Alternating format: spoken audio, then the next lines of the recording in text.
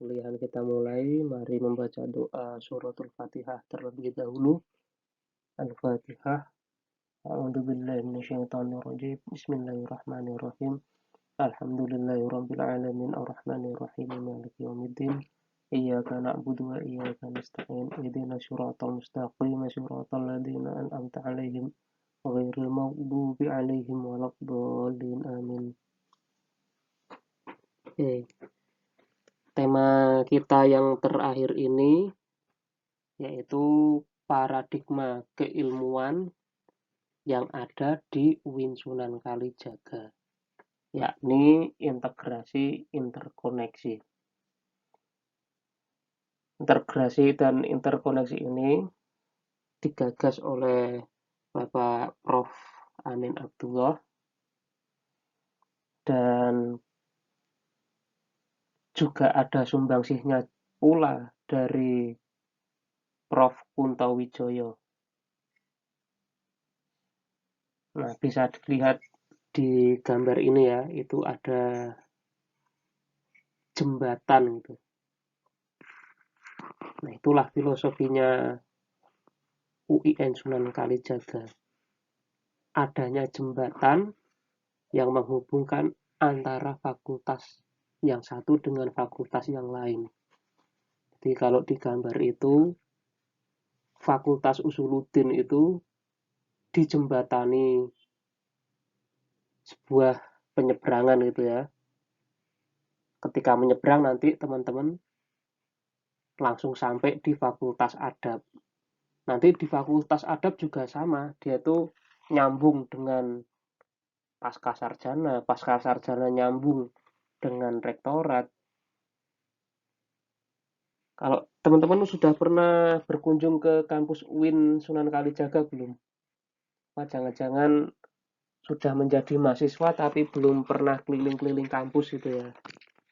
Ya, semoga saja pandemi cepat selesai sehingga teman-teman bisa ke Jogja, bisa belajar tatap muka, bisa berorganisasi, bisa mengaktualisasi diri sebagai mahasiswa seutuhnya. Tidak hanya bertatap layar saja, tapi tatap muka langsung. Oke, kita langsung saja ke tema integrasi dan interkoneksi. Nah, apa sih latar belakang dari paradigma integrasi dan interkoneksi itu? Yang pertama, yakni adanya globalisasi. Globalisasi ini kayak gejala yang mendunia dengan berkembangnya ilmu pengetahuan dan teknologi dan juga alat transportasi, manusia itu saling terhubung, tidak hanya antar sesama agama saja, tapi antar agama yang satu dengan yang lain itu saling berhubungan, saling bersinggungan gitu.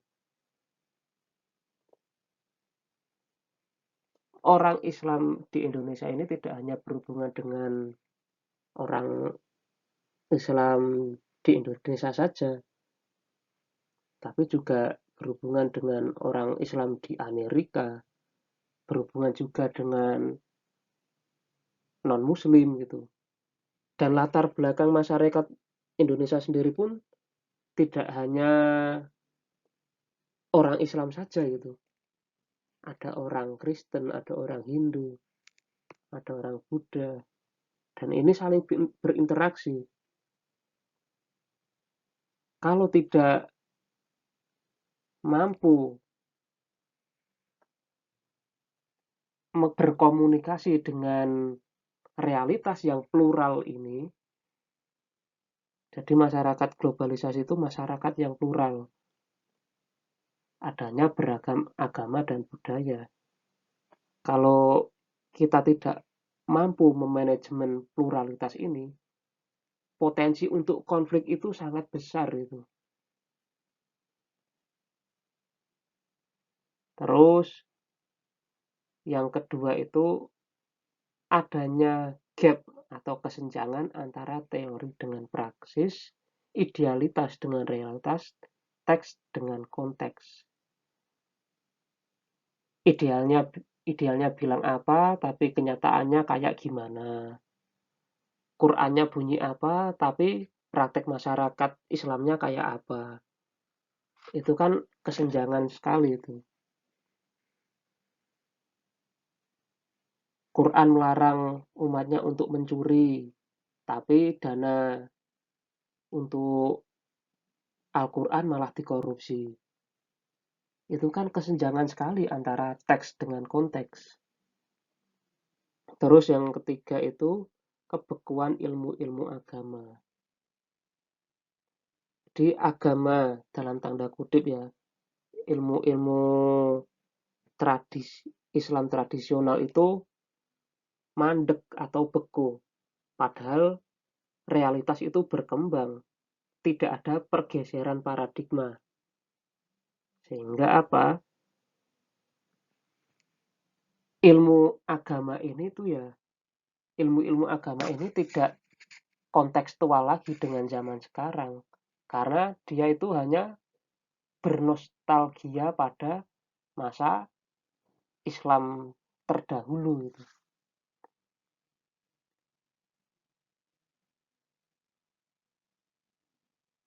Fikihnya tidak berkembang.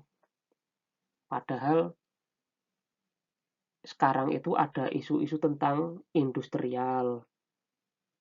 Fikihnya tetap membahas pada ritual, sekedar ritual saja. Padahal ada isu-isu pencemaran lingkungan, polusi udara itu kan isu-isu kekinian yang dihadapi masyarakat Islam saat ini.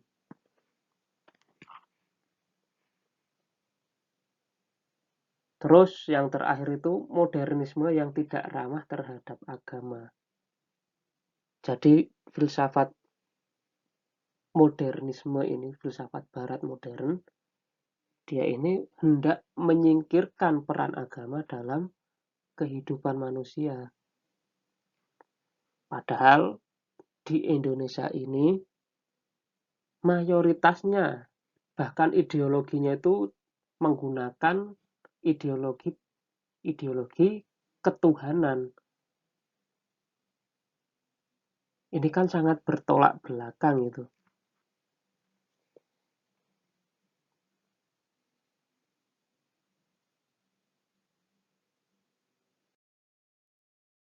Nah, ilmu-ilmu yang berkembang dari modernisme atau ilmu-ilmu sekuler tuh secara bertahap seperti di bagan ini. Pertama, manusia itu memikirkan tentang realitas, yakni di wilayah filsafat.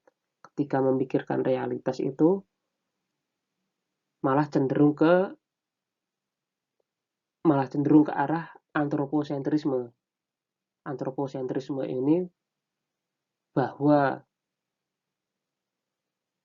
pusat dari segala sesuatu itu adalah manusia itu sendiri. Nilai benar salah, baik buruk, itu semuanya berpusat dari manusia. Apa apa saja yang tidak dapat dijangkau manusia itu berarti dianggap tidak valid, tidak ada dan tidak benar. Wahyu, mukjizat, Tuhan itu kan sesuatu yang di luar jangkauan manusia, tidak dapat dinilai oleh manusia, itu udah melampaui manusia. Ya udah, hal-hal yang dianggap tidak dijangkau manusia ini disingkirkan saja. Istilahnya itu diferensiasi. Kalau istilah dalam matematika diferensiasi itu ya kayak dipisahkan gitu. Dipisahkan, dibuang. Akhirnya yang berkembang itu adalah ilmu-ilmu sekuler. Ilmu yang memisahkan diri dari nilai-nilai agama itu.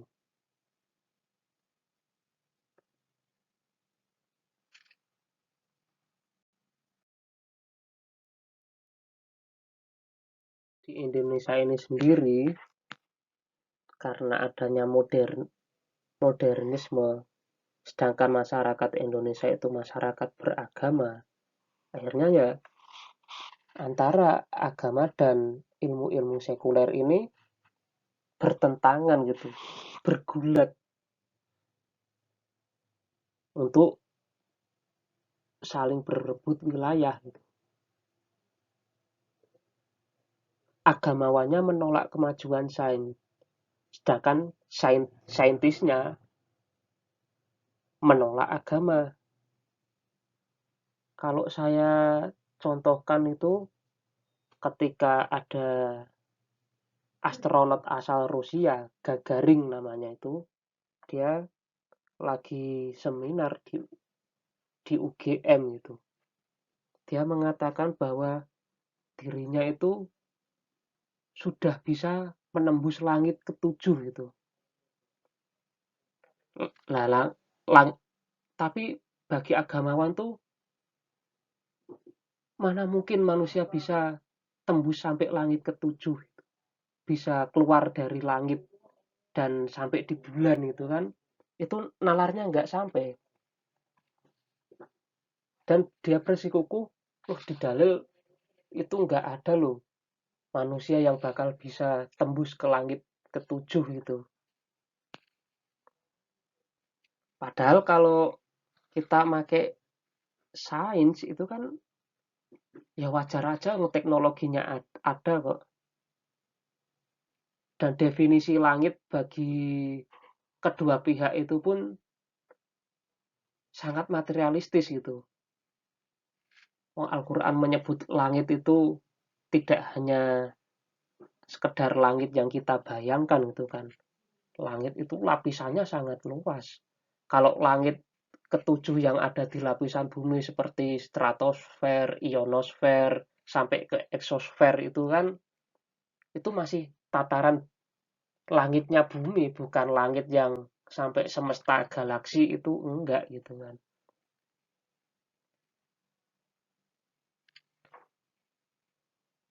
Terus filsafat barat ini juga pengen, ini agama itu menghambat kemajuan sains, katanya gitu. Masa dikit-dikit dikaitkan dengan dalil agama. Dikit-dikit langsung merujuknya Tuhan gitu. Itu sangat menghambat kemajuan sains bagi mereka. Nah, dampaknya bagi pendidikan di Indonesia itu apa? Pertentangan antara ilmu-ilmu dari barat dan ilmu-ilmu dari agama itu munculnya ilmu umum dan ilmu agama. Ini diwakili antara sekolah umum dan madrasah itulah. Mungkin teman-teman sudah tidak merasakan madrasah era orang tua kita dahulu itu. Kalau teman-teman sekarang yang dari madrasah pun sudah bisa mendapat ilmu kimia, ilmu biologi, ilmu akuntansi.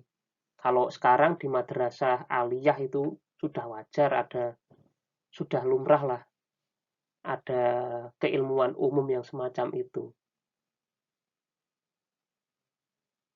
Tapi kalau kita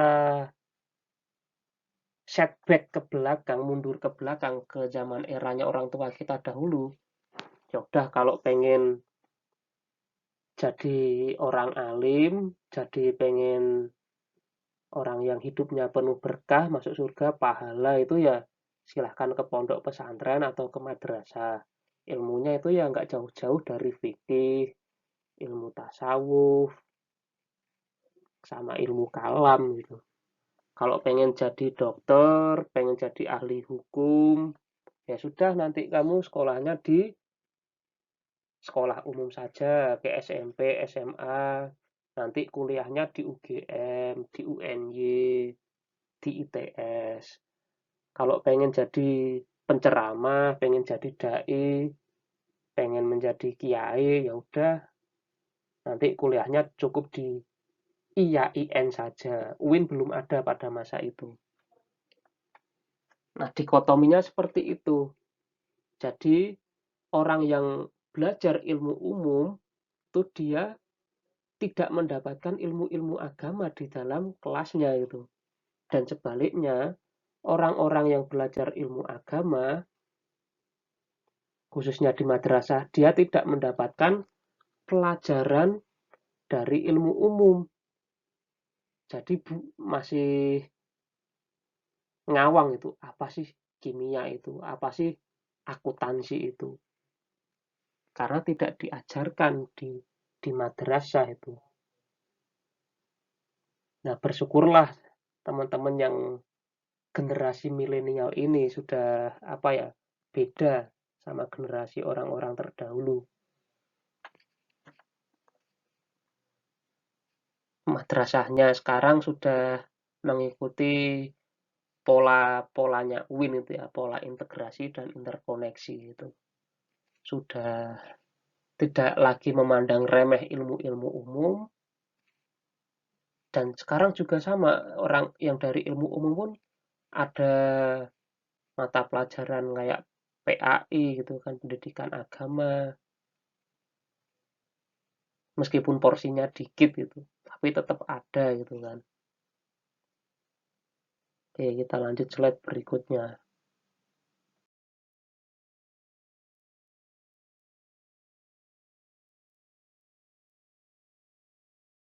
Langsung ke ontologi ilmu dalam paradigma integrasi dan interkoneksi. Ini sebetulnya gagasan harmonisasi akal dan wahyu itu sudah ada sejak generasi atau zaman keemasan Islam, tepatnya pada masanya Ibnu Rus. Ibnu Rus ini mencoba mengharmonisasi antara wahyu dengan akal. Kemarin di pertemuan kemarin sudah pernah bahas ya tentang harmonisasi wahyu dan akal. Nah, pasca Ibnu Rus, umat Islam itu cenderung meninggalkan namanya akal. Ya udah, kalau pengen selamat itu ya pakai Al-Quran dan As-Sunnah saja. Bahkan orang yang berupaya menggunakan akalnya dalam memahami agama itu bisa dicap kafir. Jangan beragama pakai akalmu. Cukuplah beragama dengan Al-Quran dan As-Sunnah saja. Itu kalau secara ontologi keilmuan agama pada era pasca Ibnu Rus. Jadi umat Islam ini meninggalkan akalnya dan hanya berkutat pada produk-produk turunan dari hanya taklid dari fikih masa lampau gitu.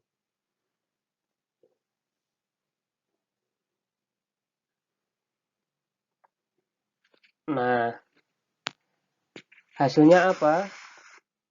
Ilmu-ilmunya itu jadi mandek, jadi beku gitu kan.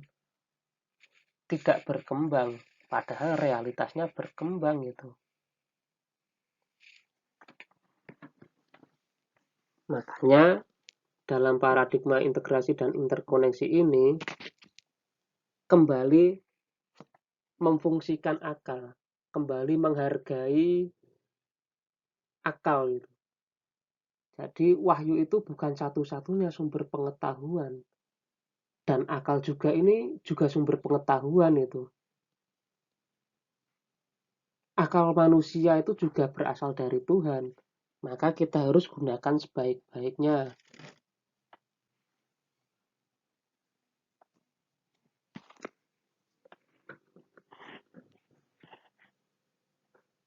Terus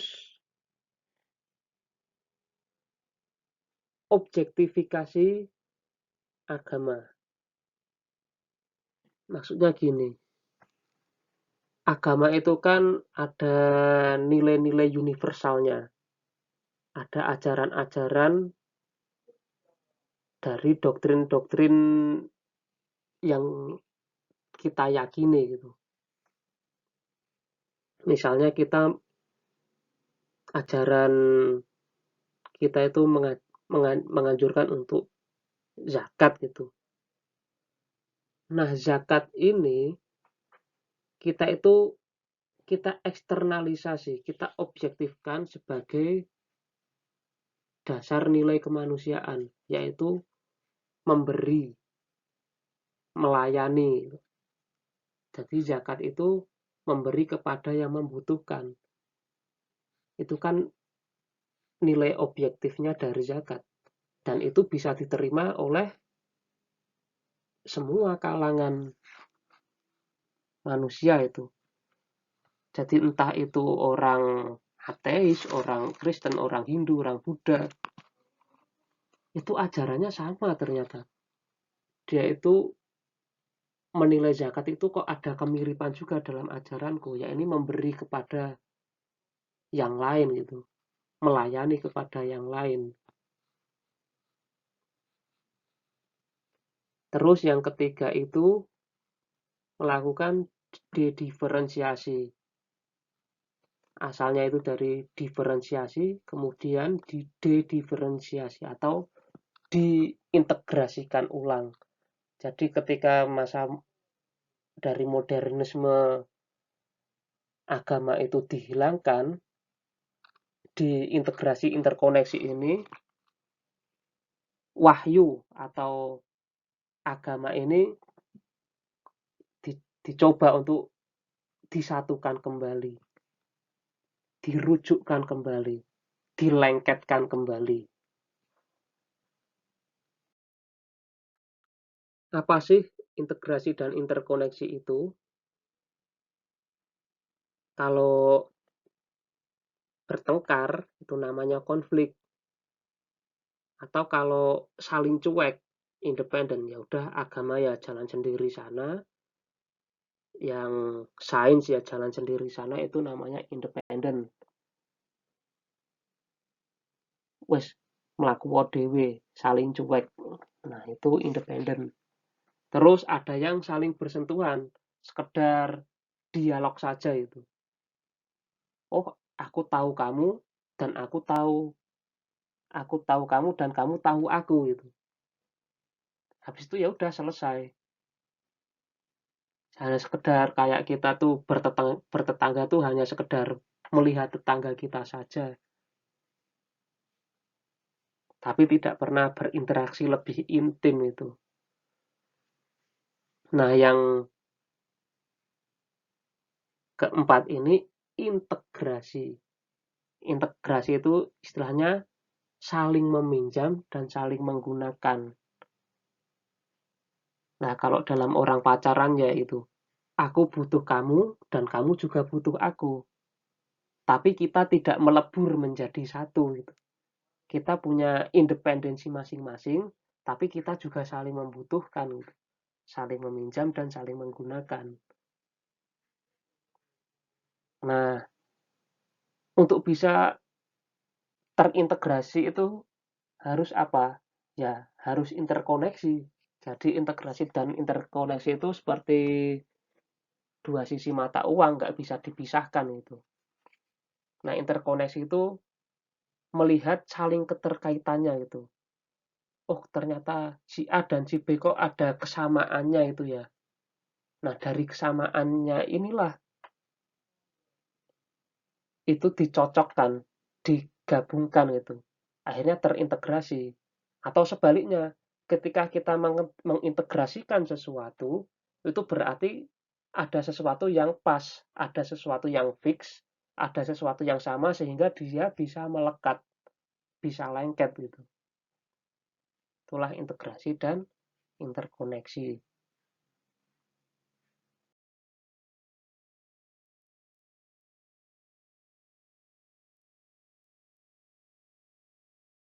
Ini adalah model-model dari integrasi yang dipikirkan oleh intelek Muslim. Yang pertama itu Islamisasi ilmu, dan yang kedua itu ilmuisasi Islam. Yang pertama itu Islamisasi ilmu. Nah, Islamisasi ilmu ini paradigma yang menganggap bahwa ilmu sains itu sudah tercemar, sudah tidak berorientasi ke Tuhan lagi gitu. Sudah berorientasi ke keduniawian itu. Maka ilmu itu harus disesuaikan dengan tujuan agama Islam, yakni masyarakat yang bertauhid, yang berakhlak itu. Tanda kutip ya. Jadi kalau nanti sains itu tidak fit, tidak kompatibel dengan akidah Islam, dengan kebudayaan Islam, ya udah nanti ilmu ini dibuang saja itu.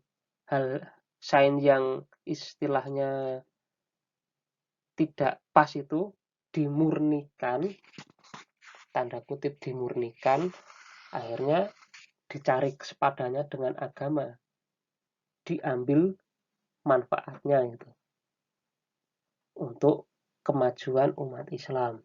Itu model islamisasi ilmu. Sedangkan ilmuisasi Islam yakni mengupayakan agama sebagai ilmu. Jadi agama bukan sebagai doktrin.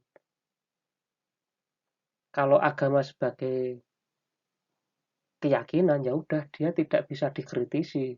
Sudah akan berjalan seperti itu terus sampai nanti itu. Tidak bisa dikritisi, tidak bisa dikembangkan itu.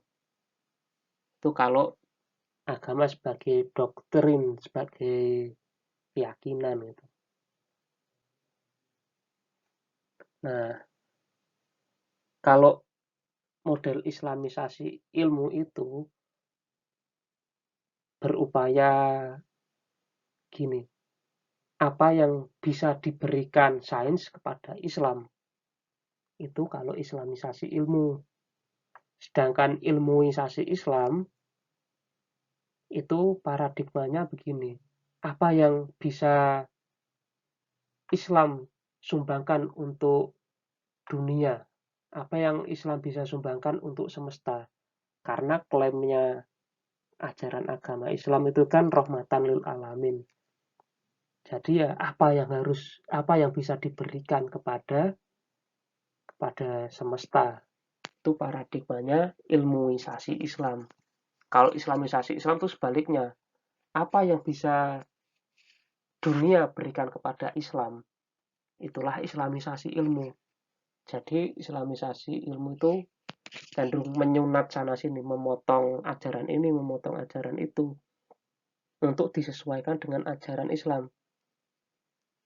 Cenderungnya ke arah eksklusivitas. Sedangkan ilmuisasi Islam itu cenderungnya ke inklusivitas, terbuka, egaliter untuk semuanya. Itu orientasinya ilmuisasi Islam. Dengan cara ya udah agama ini dijadikan sebagai ilmu yang sifatnya objektif, bisa diterima oleh kelompok lain yang bukan non-muslim.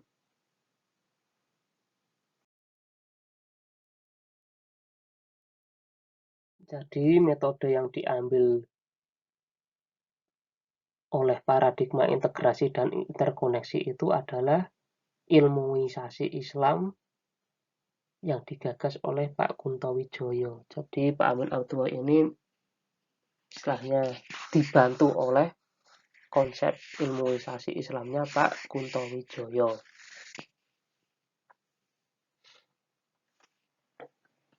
Jadi kalau Pak Kunto Wijoyo itu islamisasi ilmu itu sudah tidak diperlukan itu. Ngapain juga ilmu itu diislamisasi? Ilmu itu sifatnya objektif. Objektif itu berarti orang manapun, agama apapun, itu pasti berkata hal yang sama terhadap ilmu itu sendiri. benar ada penyalahgunaan ilmu, tapi ilmu itu tidak salah. Yang ada hanyalah penyalahgunaan ilmu. Kayak Facebook itu kan netral. Dia mau dijadikan alat penyebar hoak atau alat penyebar pengetahuan yang bermanfaat, itu kan tergantung siapa orangnya itu. Jadi ilmu itu tidak usah diislamisasi, dia sifatnya objektif. Itu dalam pandangan ilmuisasi Islam.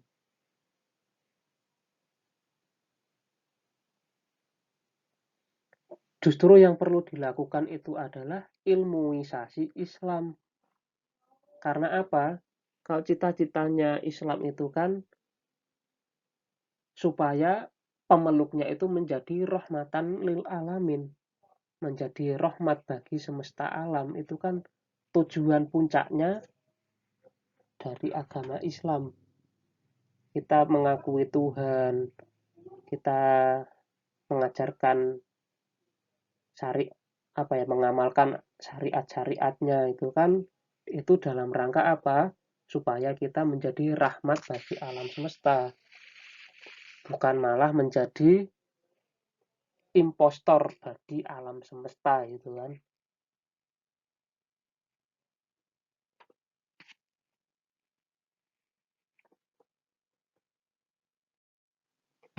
Kalau memposisikan Islam hanya sebagai keyakinan, itu akhirnya kan ya yang bisa menikmati itu hanya umat Islam sendiri. Masa orang lain kita suruh menjadi Islam dulu? Itu kan nggak mungkin memaksa mereka untuk masuk Islam. Nah, agar the others atau yang lain ini melirik Islam, menyelami Islam juga, tanpa harus meninggalkan keyakinan-keyakinan mereka, ya sudah, Islam ini dijadikan ilmu. Islam sebagai ilmu ini akhirnya bisa jadi cara pandang yang lebih segar lagi gitu, yang lebih baru lagi, karena ada sumbangsihnya dari keilmuan lain, dari orang yang lain. Kayak kita ngobrol sama orang asing, itu akhirnya nanti kan kita mendapatkan sesuatu yang baru dari orang asing tersebut. Akhirnya karena Islam dijadikan ilmu ini, nanti Islamnya semakin berkembang.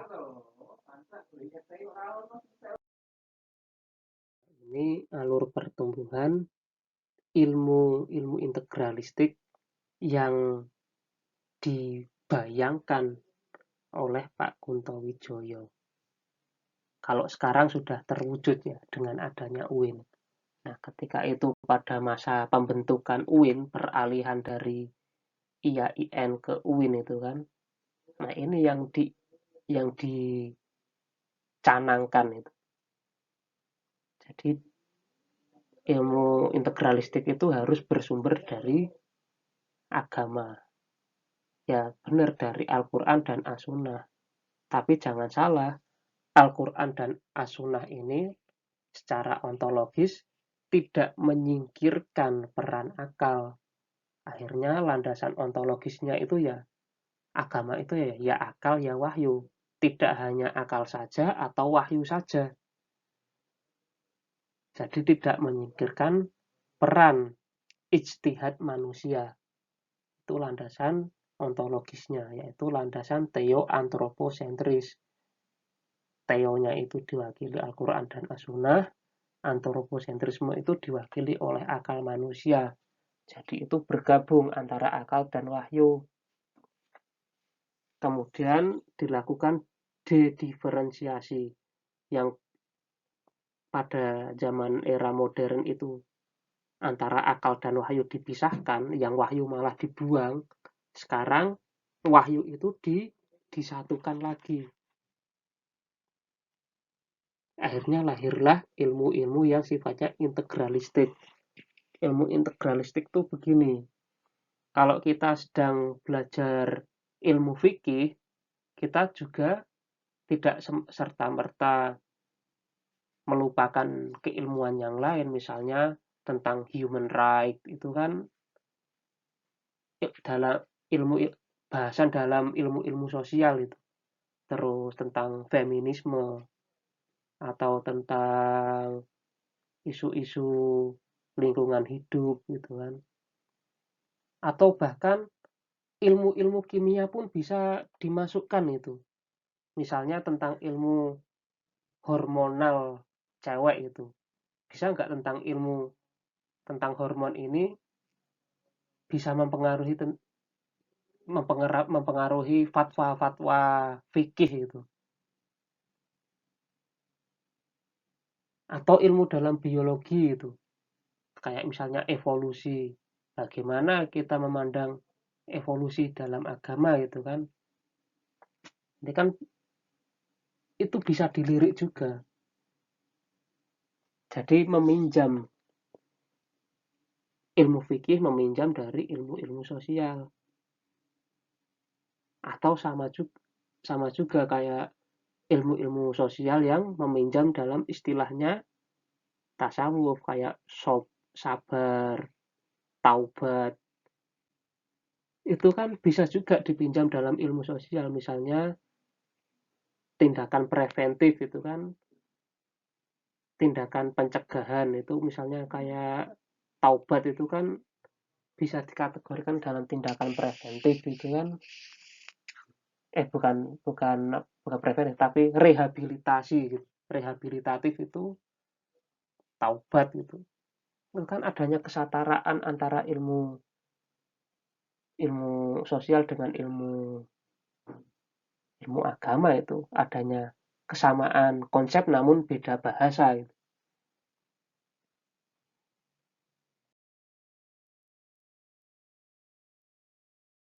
Nah, ini bagan paradigma ilmu. Kalau di barat ya ini masa modern itu sumbernya cuma akal, etikanya humanisme. Jadi penilaiannya itu hanya berdasarkan apa yang bisa dijangkau manusia. Proses sejarahnya itu dia melakukan pemisahan.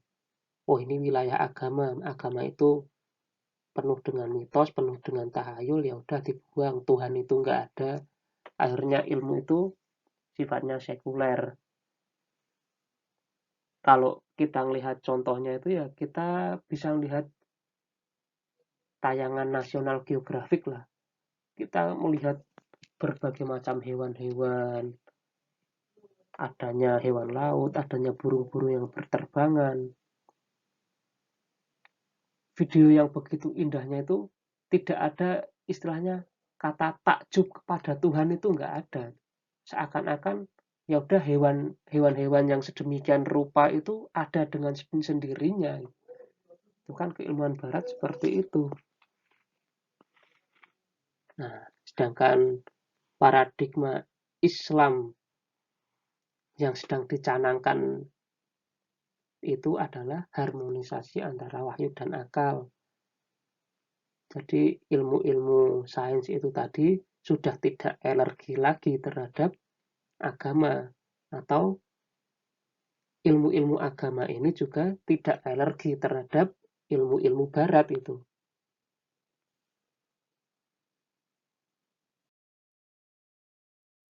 Kalau di Al-Jabiri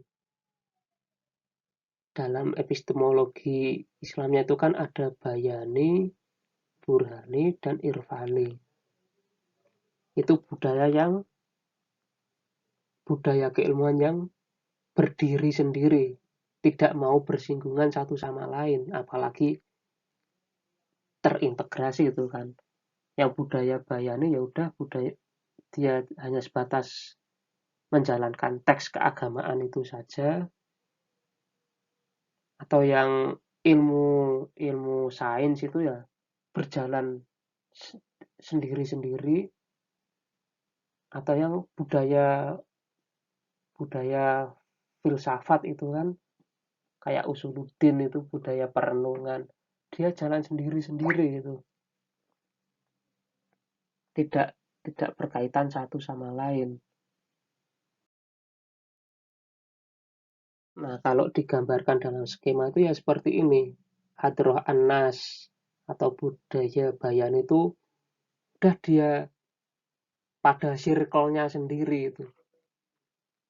Dia kalau mengembang ya udah menggelembung gede banget tapi tidak pernah berjumpa dengan hadroh al-ilmu atau hadroh al-falsafah. Jadi menggelembung gede terus. Tapi isinya ya udah itu aja. Nggak ada kemasukan dari budaya keilmuan yang lain. Jadi semuanya terisolasi dalam kurungan masing-masing. Nah, agar kebudayaan ilmu yang terpisah itu tadi mampu terintegrasi, tidak terpisah-pisah semacam itu, tentunya ada peran dari ilmu komunikasi. Di ilmu komunikasi ini memiliki peran vital dalam mengintegrasikan ilmu-ilmu yang terpisah tadi. Peran yang pertama itu ilmu komunikasi memiliki peran menyumbangkan metodologi di dalam studi integratif. Misalnya begini, di Islam itu kan ada namanya keilmuan, namanya ilmu kalam, yaitu ilmu tentang ketuhanan atau ilmu tauhid. Kita cari penyetaranya atau cari kesepadanannya di ilmu ilmu sosial, misalnya ilmu filsafat gitulah. Yang setara dengan ilmu kalam itu kira-kira apa ya? Oh, ternyata di ilmu sosial itu juga ada istilahnya teologi gitu. Agar memiliki ciri khas keislaman, akhirnya sebutlah ilmu kalam itu namanya teologi Islam.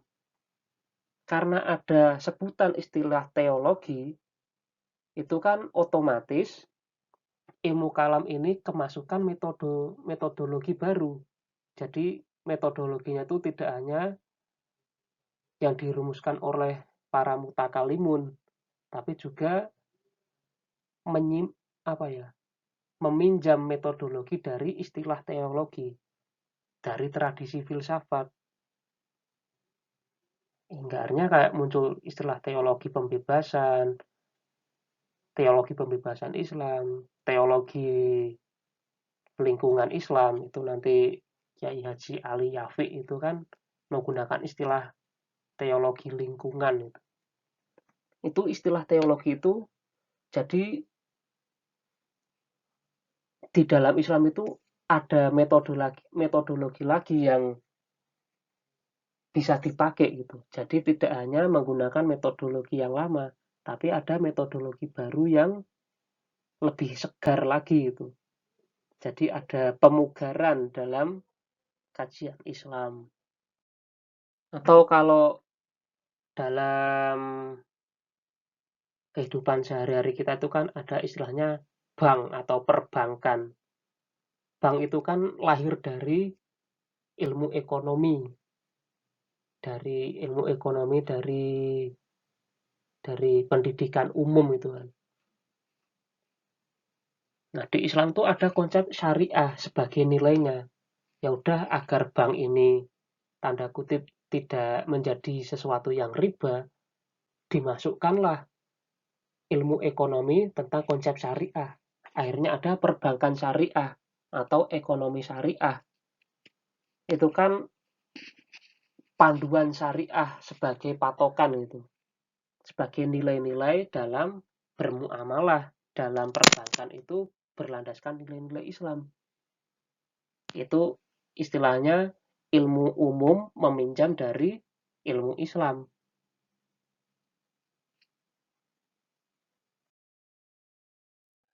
Ini skema yang sudah mengintegrasikan ilmu-ilmu yang terpisah tadi. Jadi budaya Hadrah An-Nas, Hadrah Al-Ilm, Hadrah Al-Falasifah ini saling terhubung. Nah, di tengah-tengahnya itulah UIN. Jadi yang membedakan antara kampus UIN dengan kampus yang lain atau kampus-kampus umum ya adanya ketiga ini. Jadi kalau orang yang belajar di Saintek itu tidak serta-merta dia hanya belajar Saintek saja gitu kan, tapi juga melirik dari ilmu-ilmu yang berada di syariah, ilmu-ilmu yang berada di usuluddin. Atau kita juga orang yang berasal dari usuluddin itu tidak buta terhadap iptek, perkembangan iptek itu seperti apa. Jadi orang usuluddin itu ya juga tidak buta terhadap perkembangan teknologi sekarang. Misalnya, oh sekarang tuh sudah lagi booming teknologi cryptocurrency. Kita tidak buta terhadap itu. Atau perkembangan tentang teori relativitas, kita tidak awam atau tidak tahu tentang Stephen Hawking itu siapa. Jadi kita ya tengok-tengok juga lah dari kampus lain. Kalau sudah menengok gitu, oh siapa tahu ada sesuatu yang diambil dari fakultas lain itu untuk pengembangan keilmuan kita sendiri gitu. Jadi usuluddin itu bisa juga meminjam istilah-istilah dari ilmu adab atau ilmu yang berasal dari saintek gitu. Jadi ini saling meminjam. Tapi juga tidak melebur menjadi satu. Kalau ini digabungkan, digeser dikit aja jadi satu kan ya udah jadinya campur aduk, malah kayak bubur gitu kan. Mana yang usuluddin, mana yang saintek itu akhirnya dipelajari semua itu ya enggak juga. Tapi ya kita tidak tidak buta amat itu. Tidak bodoh amat dengan perkembangan ilmu yang ada di fakultas lain.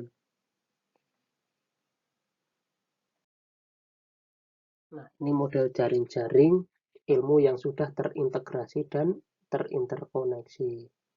Kalau kita bicara tentang ekonomi, itu kan kalau di ekonomi itu berada di lapisan paling luar itu ya. Agar ekonomi itu tidak berdiri sendiri, tidak jauh-jauh dari agama, ya udah harus bisa diteruskan sampai ke Al-Quran dan As-Sunnah, bisa melihat sampai ke dalam gitu. Atau dari Al-Quran dan As-Sunnah ini agar dia itu bisa bermanfaat bagi manusia, dia itu juga harus bisa sampai menuju keluar, sampai ke jaring-jaring paling luar itu. Caranya bagaimana? Ya udah harus berbagai macam metodologi melalui tahap keilmuan-keilmuan yang berada di jaring-jaring setelahnya itu kan. Hingga akhirnya dia bisa bermanfaat untuk kehidupan sehari-hari gitu. Misalnya ada kayak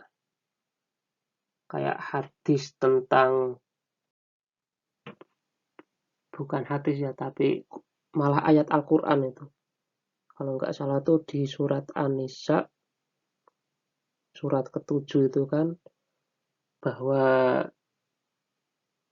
harta warisan untuk laki-laki itu 2 kali lipatnya perempuan. Nah itu bagaimana kita mampu memahami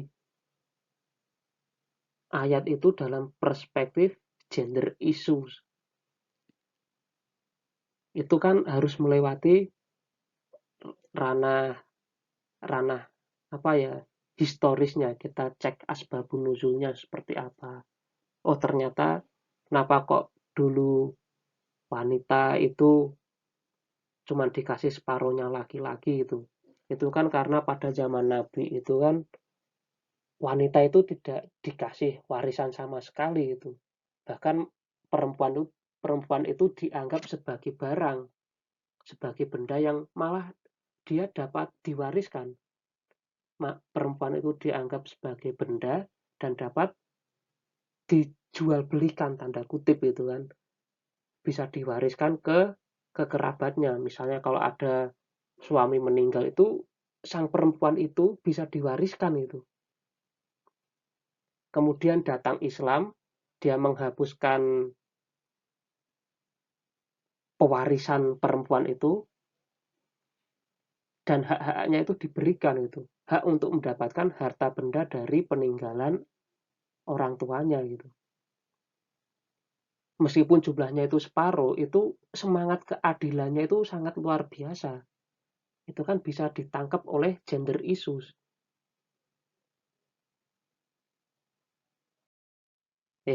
Jadi agar agama ini mampu kompatibel terhadap zaman sekarang atau bahkan sampai zaman-zaman berikutnya, itu ya harusnya tidak antipati terhadap keilmuan yang sedang berkembang pada zaman ini gitu. Tapi harus akomodatif, saling terintegrasi, saling saling mengapresiasi itu kan, akhirnya ilmu itu bisa berkembang, terutama ilmu-ilmu keislaman. Oke, saya cukup akhiri hari ini biar nggak terlalu lama-lama, nanti langsung saja kita didiskusi itu ya. Saya akhiri. Wassalamualaikum warahmatullahi wabarakatuh.